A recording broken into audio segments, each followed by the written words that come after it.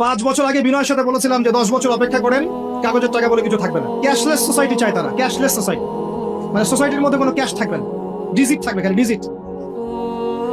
খালি কলা কিনবেন, আপনি 40 ডিজিট পাস করে দিবেন। কলাওয়ালা 40 ডিজিট পেল, ওর দরকার এখন ধরেন মাছ, ও 40 ডিজিটের মাছ কিনবে। মাছওয়ালার দরকার মনে করেন চাল, ও 40 ডিজিটের চাল কিনবে।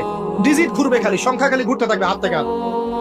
এমন একটা মানি আপনাদেরকে দিবে, এমন একটা মুদ্রা দিবে আপনাদেরকে, যে মুদ্রা ধরতেও পারবেন না, পকেটেও রাখতে পারবেন।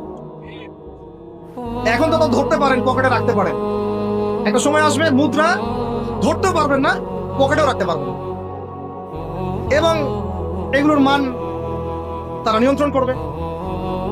যখন দেখবে যে আপনার মধ্যে তাওহীদ বেশি আছে, ইসলামের চেতনা বেশি আছে, দ্বীনের ফিকির বেশি, ইসলাম ইসলাম করছেন, আপনার মান কমে যাবে। যদি দেখে আপনার মধ্যে দাসত্ব আছে, ওরা যা বলছে আপনি সামিআনা ওয়া আতা'না বলছেন, ইয়েস স্যার ইয়েস স্যার করছেন, আপনি উন্নতি অগ্রগতি প্রগতি পাবেন।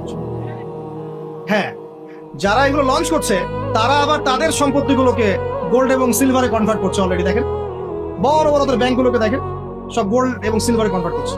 ওই দিকে তাকিয়ে দেখেন, ও তার সমস্ত সম্পত্তিগুলোকে, বেশিরভাগ সম্পত্তিগুলোকেই সাস্টেইনেবল গোল্ডে কনভার্ট করছে। ও আমাদের মতো বোকা নয়। শোনেন, কেমন বোকা নয়, বিগত 70 বছরে মুসলিমদের নাকের ডগার উপরে বসে 4টা যুদ্ধে মুসলিমদেরকে পরাজিত করে দিয়েছে। বিগত 70 বছরে ওরা প্রথমে ব্রিটেন, তারপরে আমেরিকার হাত ধরে বিশ্বের এমন একটা জায়গায় এসেছে যে এই জায়গা থেকে তারা বিশ্বের পলিটিক্স, ইকোনমিক্স, মিডিয়া, প্রযুক্তি, ফাইন্যান্স সব নিয়ন্ত্রণ করার শক্তি অর্জন করেছে অলরেডি। আপনি ভাবছেন করবে? অনেকে মনে করে এটা ভবিষ্যৎ বক্তা মনে হয়। আমি বলছি যে বর্তমান সম্পর্কে আপনি খবর রাখেন না বলেই বর্তমানকে আপনার ভবিষ্যৎ মনে হচ্ছে। এটা বর্তমান, এটা ভবিষ্যৎ না।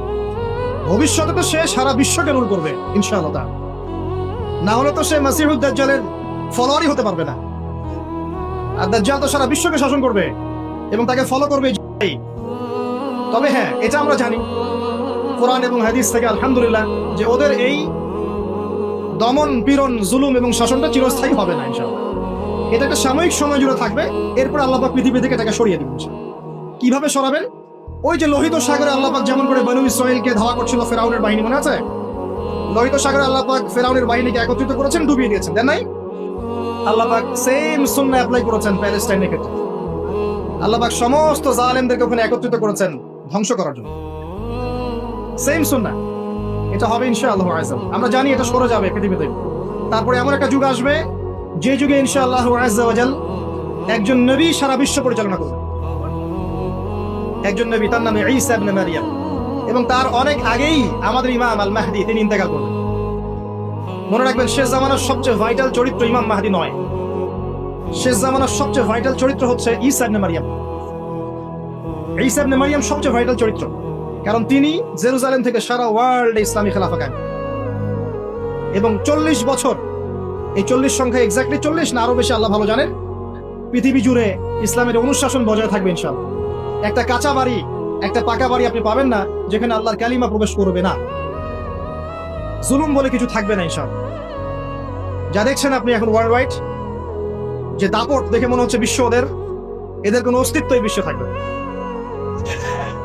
এখন সারা বিশ্ব থেকে তাকিয়ে আপনার কাছে মনে হচ্ছে মাশাআল্লাহ, NATO, United Nations, world bank, এটা সেটা, বিশ্ব যে কি হচ্ছে সারাদিন। শুক্র গ্রহ আমার, একজন বলছে না শুক্র গ্রহ আমার, একজন মিসাইল তৈরি করছে, আরেকজন প্রতিরক্ষা ব্যবস্থা করছে। ওয়ার্ল্ড অ্যাফেয়ার্স পড়লে মনে হয় যে ওয়ার্ল্ডটা এদেরই, কিন্তু আল্লাহ রাসূল সাল্লাল্লাহু আলাইহি ওয়াসাল্লাম বলছেন যে বিশ্বটা আস্তে আস্তে আস্তে আস্তে ধ্বংসের দিকে যাচ্ছে।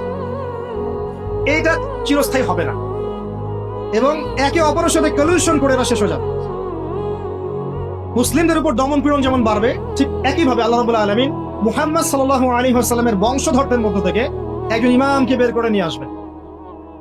তিনি ইনশাআল্লাহ আযজা ওয়া জাল্লা মুসলিমদেরকে নিয়ে এই জুলুমের বিরুদ্ধে দাঁড়িয়ে যাবেন। পরে যখন মাসিহুদ দাজ্জাল বের হবে, তাকে তিনি হত্যা করতে পারবেন না, কারণ তাকে এত বেশি ক্ষমতা দেওয়া হবে যে মুসলিমরা তার সাথে পেরে উঠবে না। তখন আল্লাহ পাক ঈসা ইবনে মারইয়ামকে পাঠান, সবচেয়ে ভাইটাল ক্যারেক্টার, এবং তিনি এই প্যালেস্টাইনের বাবেলুদ নামক জায়গায় মাসিহুদ দাজ্জালকে হত্যা করবেন ইনশাআল্লাহ আযজা। আমাদেরকে বিশ্ব নেতারা এখন বোঝায় যে বিশ্বের শেষ নাই, এই পৃথিবী জয় করার পর আমরা মঙ্গলে গিয়ে থাকবো, তারপর শুক্রে, তারপর শনিতে, তারপর বৃহস্পতিতে, তাই না? মাইন্ডসেটটা এমন তৈরি করেছে না? কিন্তু বাস্তবতা হচ্ছে এই মহাবিশ্বই ধ্বংস হয়ে যাবে। এই পৃথিবী তো ধ্বংস হবেই, মহাবিশ্ব ধ্বংস হয়ে যাবে।